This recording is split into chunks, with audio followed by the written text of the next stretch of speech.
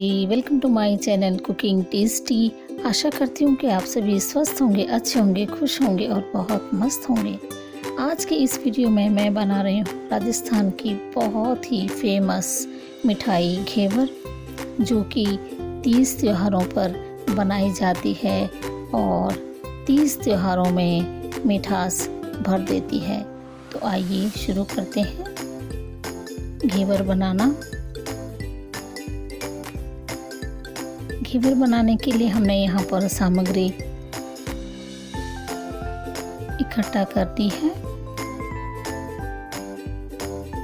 मैदा, sugar, दूध, खोआ, इलायची, बादाम, पिस्ता, इसके साथ ही आइस क्यूब्स, घी और नॉर्मल वाटर।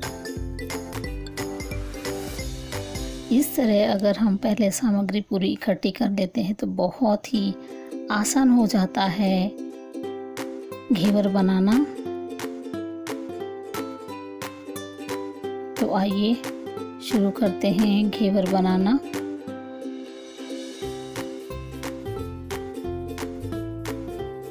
यहाँ पर हमने एक बड़ा कप मैदा लिया है और उसी कप से हमने शुगर लिया है, थोड़ा सा कम, एक कप से थोड़ा कम शुगर लेंगे। और यहाँ पर हमने करीब 150 ग्राम जो है खोआ लिया है, साथ ही पिस्ता, बादाम, स्वाद के लिए हमने इलायची भी ली है। ड्राई फ्रूट्स कोई भी हो सकते हैं, साथ ही आइस क्यूब्स,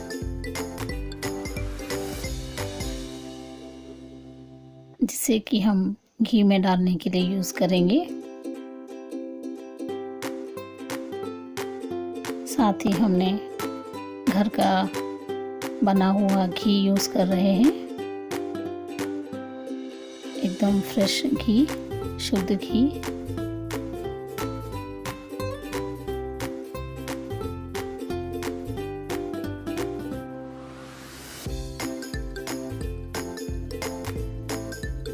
इसके अलावा हमने कूल वाटर लिया है, करीब 750 ml, और 1 लीटर दूध को हमने उबाल करके बिल्कुल गाढ़ा कर लिया है। और इसकी हम रबड़ी बनाएंगे और खोआ की जैसी मिठाई हम बनाएंगे।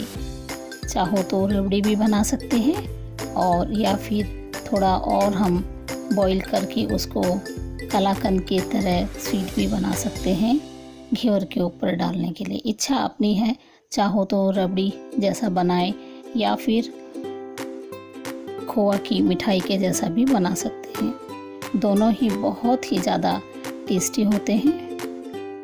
हमने खोआ डाल लिया है दूध में और इसको अच्छी तरह पकाते हैं।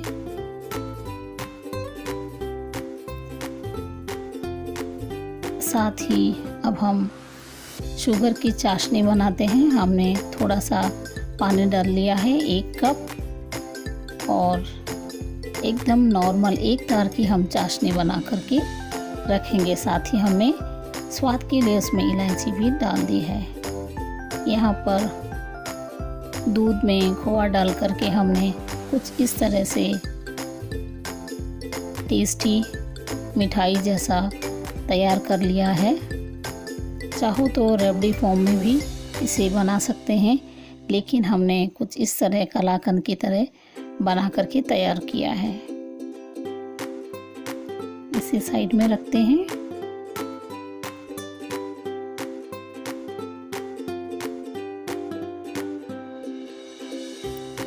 शुगर सिरप भी बिल्कुल तैयार है। अब हम एक बाउल लेते हैं, उसमें हम छोटी स्पून से करीब एक और स्पून लेंगे और थोड़ा सा और हम घी लेते हैं।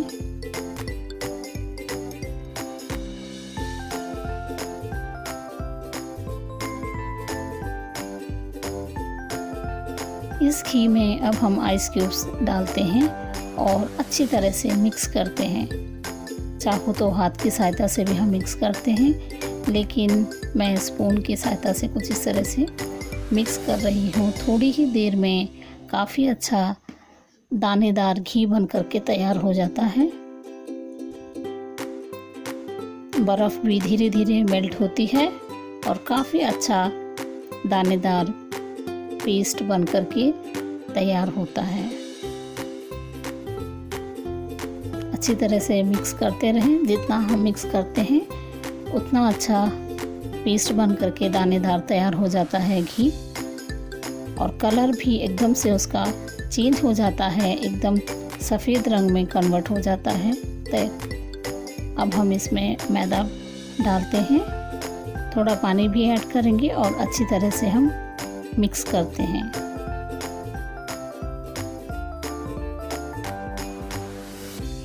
थोड़ा सा पानी हम और डालेंगे और फिर अच्छी तरह से मिक्स करेंगे।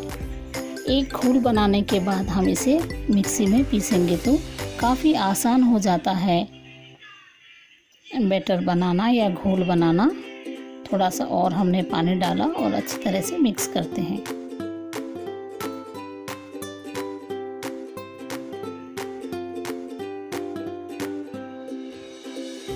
बाकी बचा हुआ मैदा भी हमने पूरा डाल दिया है और थोड़ा सा पानी और ऐड करते हैं।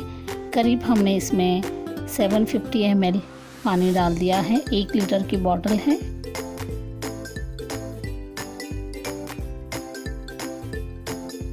अब हम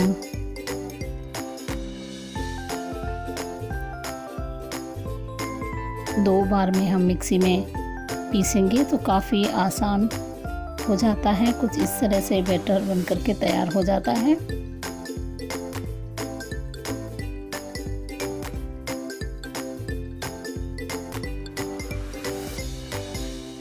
इस तरह का फ्लोटिंग होना चाहिए घोल, तो काफ़ी अच्छे घेवर बन करके तैयार होते हैं। कभी कभी घी घोल में ऊपर तैरने लगता है तो भी कोई बात नहीं, जब हम तेल में डालते हैं तो काफ़ी अच्छी तरह मेल्ट हो जाता है और जालीदार घेवर बन करके तैयार होता है। अब हम एक पतीला लेते हैं। पतीले को हम आधे से भी नीचे तक हम उसमें घी डालेंगे या ऑयल या कुछ भी जो भी इच्छा हो वो डालते हैं और अच्छी तरह से घी को गर्म होने देते हैं। उसके बाद एक करछी की सहायता से धीरे धीरे कुछ इस तरह से हम घोल को डालते हैं। थोड़ी देर के बाद हम फिर और घोल डालते हैं। जैसे ही झाग शांत होता है घोल को डालते हैं। इसी तरह हम घोल को धीरे धीरे डालते रहेंगे। एकदम से नहीं डालते हैं, हम धीरे धीरे डालते हैं और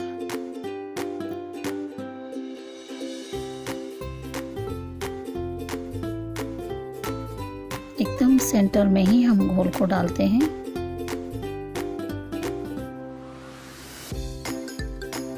अब हम थोड़ी देर के बाद कुछ इस तरह बीच में जगह बनाते हैं और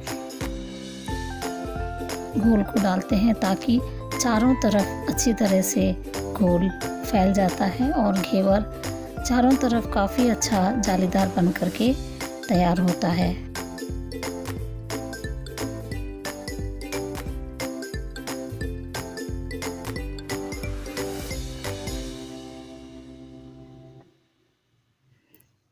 थोड़ी देर हम घेवर को पकने देते हैं और थोड़ी देर के बाद हम फिर से उसमें घोल को डालते हैं कुछ इस तरह से, ताकि ऑयल का टेम्परेचर बना रहे, ठंडा ना हो।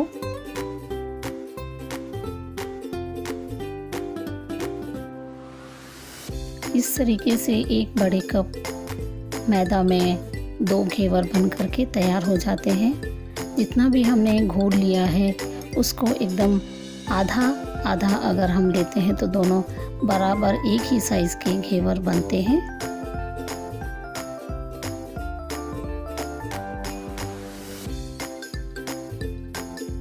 इस घेवर के पेस्ट को या घोल को किसी बॉटल में रखकर भी यूज़ कर सकते हैं और धीरे धीरे डाल सकते हैं। तो वो भी काफ़ी आसान हो जाता है डालने के लिए, घेवर बनाने के लिए। लेकिन हम तो अभी करछी से ही डाल रहे हैं, ये भी आसान ही होता है, काफ़ी आसानी से बन रहा है करछी से भी। इस तरह हम बीच बीच में देखते हैं कहीं पतीले के तले पर तो नहीं लग रहा है, जल तो नहीं रहा है।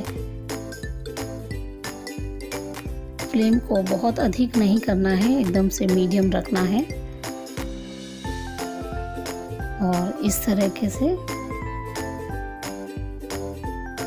हम डालते हैं और जैसे ही झाग शांत होता है फिर थोड़ा और हम डालते हैं।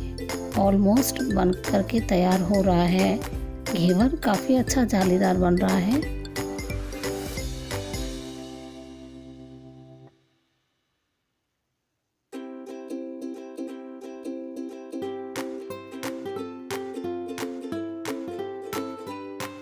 एक छोटे कप मैदा से एक घेवर बन जाता है मीडियम साइज का।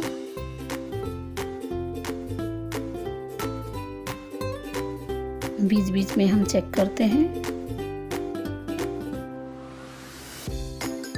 देखिए काफ़ी अच्छा बन गया है। अब हम धीरे से एक सीख है सिलाई की, उससे हम निकालते हैं नीडल से। तो काफ़ी अच्छा जालीदार घेवर बन गया है। इसी तरीके से हम दूसरा घेवर भी बनाते हैं। काफ़ी आसान है घर पर ही हलवाई जैसा घेवर बनाना त्योहारों पे, तीज पर।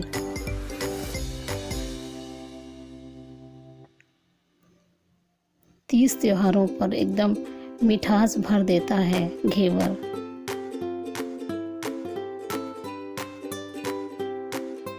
इसी तरह से हम एक और घेवर बना करके तैयार करते हैं। ये घेवर राजस्थान की बहुत ही सुप्रसिद्ध मिठाई है, जिसे काफ़ी सालों से राजस्थान में बनाया जाता है। राजस्थान के अलावा यह दिल्ली, आगरा में भी बहुत ज़्यादा फेमस है, सुप्रसिद्ध है। और कई तरह की वैरायटीज़ मिलती हैं राजस्थान में, दिल्ली में, आगरा में, और आजकल तो साउथ में भी ये काफ़ी अच्छी जगहों पर बनाया जा रहा है, मिलता है। और ये खाने में बहुत ज़्यादा टेस्टी होती है। एकदम जिसे एकदम सादा भी बना सकते हैं, मीठा भी बना सकते हैं, और रबड़ी के साथ तो क्या कहने हैं, जिसमें ड्राई फ्रूट्स भी होते हैं। इस तरह राजस्थान में जो सैलानी आते हैं, पर्यटक आते हैं, उन्हें भी यह घेवर की मिठाई बहुत ही ज़्यादा पसंद आती है, विदेशियों को भी।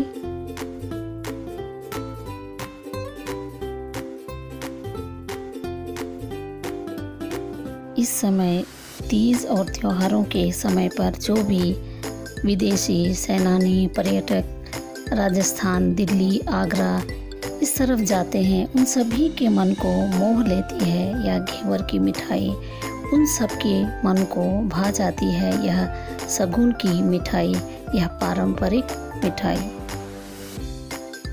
तो काफ़ी टेस्टी बनने जा रही है हमारे पास भी ये घेवर की मिठाई। धीरे धीरे करके हम घोल को डालते हैं और देखिए इस तरह से दूसरा घेवर भी बन करके तैयार हो गया है। अब हम इसे निकालते हैं और एक जालीदार बर्तन में रखते हैं, ताकि एक्स्ट्रा जो भी ऑयल है वह थाली में निकल जाए। तो बनकर तैयार है जालीदार घेवर। अब हम इसमें शुगर की चाशनी बनाई थी वह डालते हैं।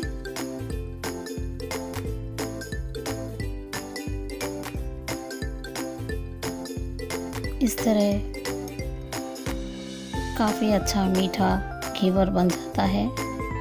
अब हम इन घेवरों के ऊपर कोटिंग करते हैं, जो हमने दूध से, खोआ से रबड़ी बनाई थी, उसको हम लगाते हैं, सजाते हैं।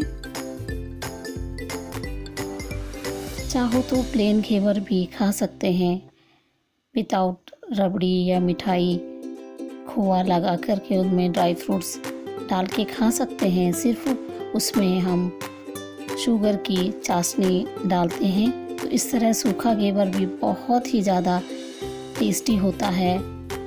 और इस तरह खोआ की मिठाई या रबड़ी उस पर ड्राई फ्रूट से सजा कर तो घेवर की कहने ही क्या है, बहुत ही लाजवाब स्वादिष्ट होती है। हर कोई बार बार खाना पसंद करता है घेवर की मिठाई को। तो इस तरह से हमने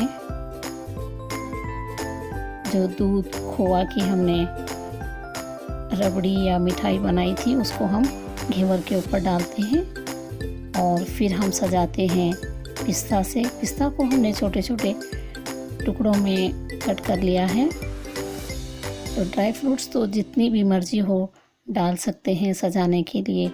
कोई भी ड्राई फ्रूट्स मेवे से सजा सकते हैं।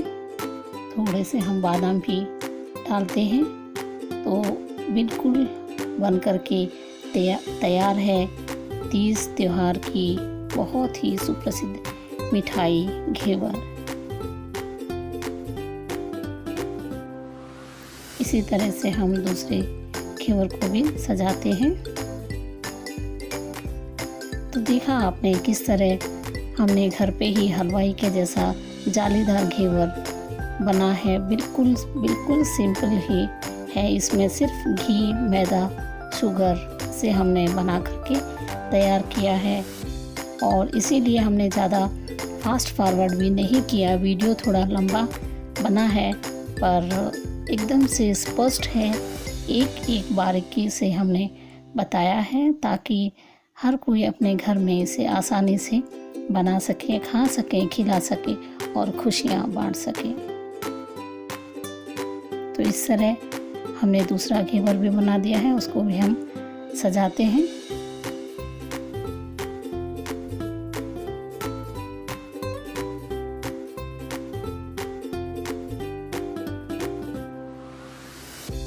तो काफ़ी कम चीज़ों से और आसानी से बन कर के तैयार है। आपको यह मेरा वीडियो अच्छा लगा हो तो मेरे चैनल को सब्सक्राइब करिए, लाइक करिए, शेयर करिए, कमेंट करिए। और आप सभी का बहुत बहुत धन्यवाद इस वीडियो को अंत तक देखने के लिए। आप इसी तरह प्रोत्साहित करते रहें, लाइक करते रहें और ज़्यादा से ज़्यादा शेयर करते रहें ताकि मैं आगे आने वाले समय में और अच्छे से अच्छे वीडियो बनाकर आप सभी के सामने ला सकूं। इस वीडियो को अंत तक देखने के लिए आप सभी का फिर से और एक बार बहुत बहुत धन्यवाद। Thank you.